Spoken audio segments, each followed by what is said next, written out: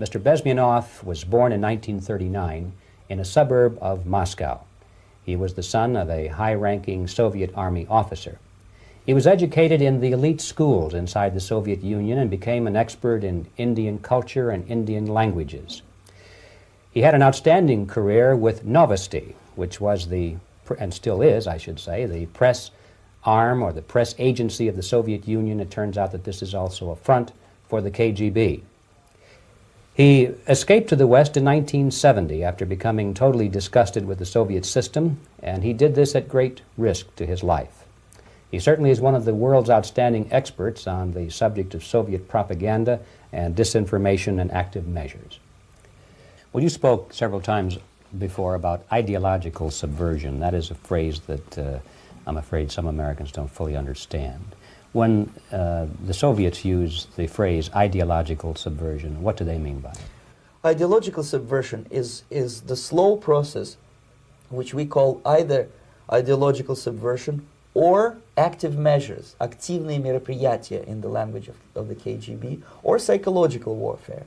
What it basically means is to change the perception of reality of every American to such an extent that despite of the abundance of information, no one is able to come to sensible conclusions in the interests of defending themselves, their families, their community, and their country. It's a great brainwashing process which goes very slow, and it's divided in four basic stages.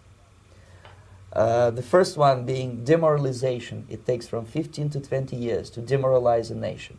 Why that many years?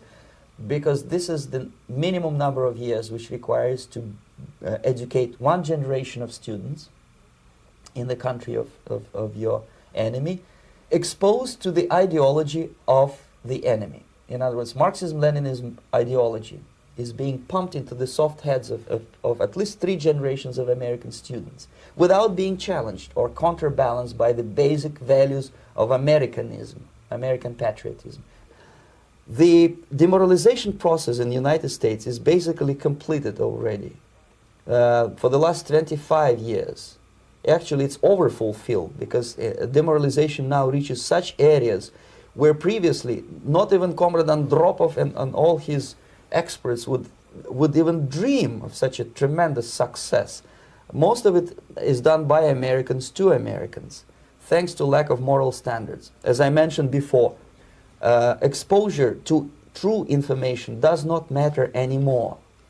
A person who was demoralized is unable to assess true information. The facts tell nothing to him.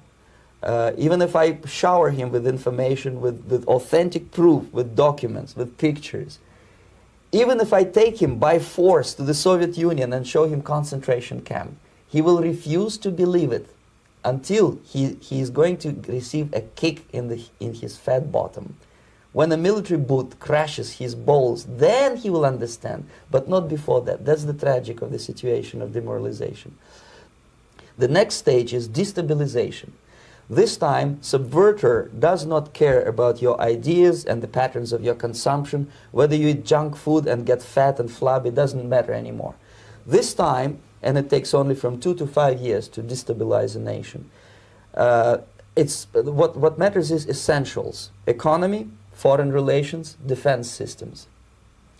And you can see it quite clearly that in some areas, in such sensitive areas as defense and economy, the influence of Marxist-Leninist ideas in the United States is absolutely fantastic. I could never believe it 14 years ago when I landed in this part of the world that the process will go that fast.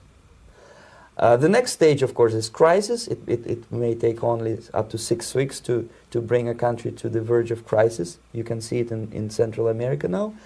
And after crisis, with a violent change of power, structure, and economy, you have so-called the period of normalization. It may last indefinitely. Normalization is a cynical expression borrowed from Soviet propaganda. When the Soviet tanks moved into Czechoslovakia in '68, Comrade Brezhnev said, "Now the situation in brotherly Czechoslovakia is normalized." This is what will happen in the United States if you allow all these schmucks to bring the country to crisis. to promise people all kind of goodies and the paradise on earth, to destabilize your economy, to eliminate the principle of free market competition, and to put a big brother government in Washington, D.C., with benevolent dictators like Walter Mondale, who will promise lots of things, never mind whether the promises are fulfillable or not. Your leftists in United States, all these professors and all these beautiful civil rights defenders, they are instrumental in the process of the subversion only to destabilize the nation. When their job is completed, they are not needed anymore. They know too much. Some of them, when they get disillusioned, when they see that Marxist-Leninists come to power, obviously they get offended. They think that they will come to power. That will never happen, of course. They will be lined up against the wall and shot. But they may turn into the most bitter enemies of Marxist-Leninists when they come to power. And that's what happened in Nicaragua. You remember most of these former Marxist-Leninists were either put to prison or one of them split, and now he's working against Sandinistas.